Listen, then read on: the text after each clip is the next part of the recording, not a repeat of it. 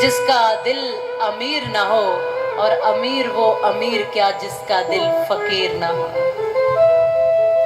कितनी भी अमीरी आने के बाद एक मन में फकीरी रखना ताकि दिक्कत ना हो, और कितनी भी फकीरी होने के बाद मन में एक स्वाभिमान की अमीरी रखना ताकि दिक्कत ना हो, ताकि नजरें झुक न जाएं। एक स्त्री बड़ी सी गाड़ी से उतरती है, महंगी सी साड़ी पहन करके एक दुकान पर जाती है और दुकानदार के पास जाकर कहती है, भैया मुझे अपनी दुकान की एक सबसे सस्ती से सस्ती साड़ी दिखा दो, क्योंकि मेरी नौकरानी की बेटी की शादी है। अभी देखना गरीबी किसे कहते हैं और अमीरी किसे कहते हैं। इसलिए किसी के पास बहुत करोड़ों पड़े हैं तो वो पड़े ही हैं, उसको अमीर नहीं कहते। लेकिन थोड़े से भी, 2 रोटी में से भी कोई एक रोटी निकाल कर किसी के मुख पर हंसी दे देता है, उसको अमीरी कहते हैं। वो है अमीरी, वो है बादशाही। जाकर कहती है, भैया अपनी दुकान की सबसे सस्ती से सस्ती साड़ी दिखा दो, क्योंकि मेरी नौकरानी की बेटी की शादी है। और थोड़ी देर बाद उसी दुकान पर एक रिक्शे में सामान्य सी साड़ी पहन करके आई हुई रिक्शे से उतरकर एक सामान्य सी महिला आकर उसी दुकानदार से कहती है कि अपनी दुकान की सबसे महंगी से महंगी साड़ी दिखा दो, क्योंकि मेरी मालकिन की बेटी की शादी है।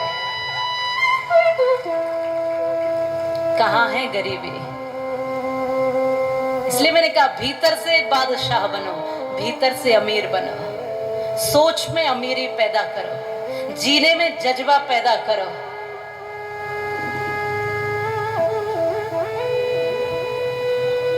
मुझे बड़ी हंसी आती है, कई बार लोग बड़े शौक से जेब में बड़ी बड़ी गड्डियां रखते हैं पैसों की, नोटों की। और कहीं मैंने देखा भी है जब जाते हैं तो ऐसे शौक से फिर निकालते हैं एकदम, सबको दिखना चाहिए। हाँ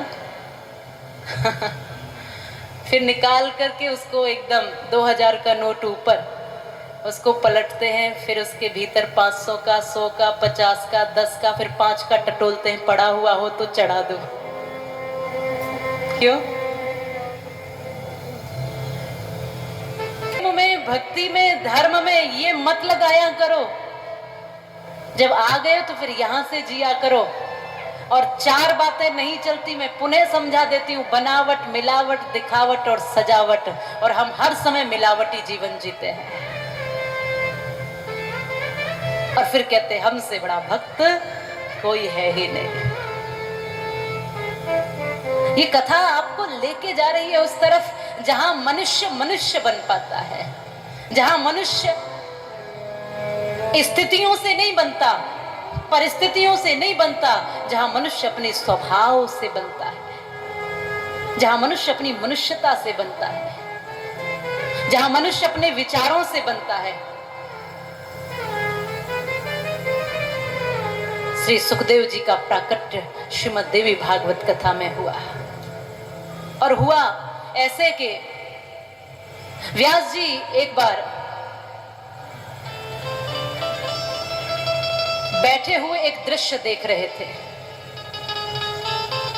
और वो दृश्य देख रहे थे कि घोंसला है और घोंसले में एक चिड़िया के बच्चे हैं, छोटे छोटे बच्चे। और वो चिड़िया दिन भर परिश्रम करके एक दाना लेकर आती है, और दाना लेकर अपने मुंह का निवाला अपने बच्चों के मुंह में डाल देती है, और फिर उनको स्नेह करती है, पंख फैला करके उनको दुलार और प्यार करती है। और फिर अभी लगता है कि ये भूखे हैं, पेट भरा नहीं है, तो फिर उड़ जाती है परिश्रम करने के लिए।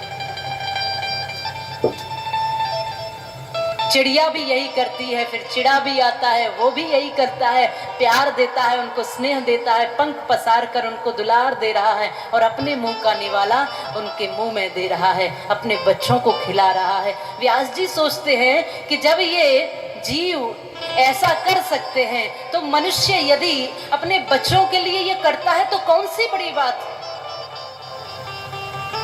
ये भी तो पूरे दिन परिश्रम करके और अपने मुंह का निवाला भी दे रहे हैं।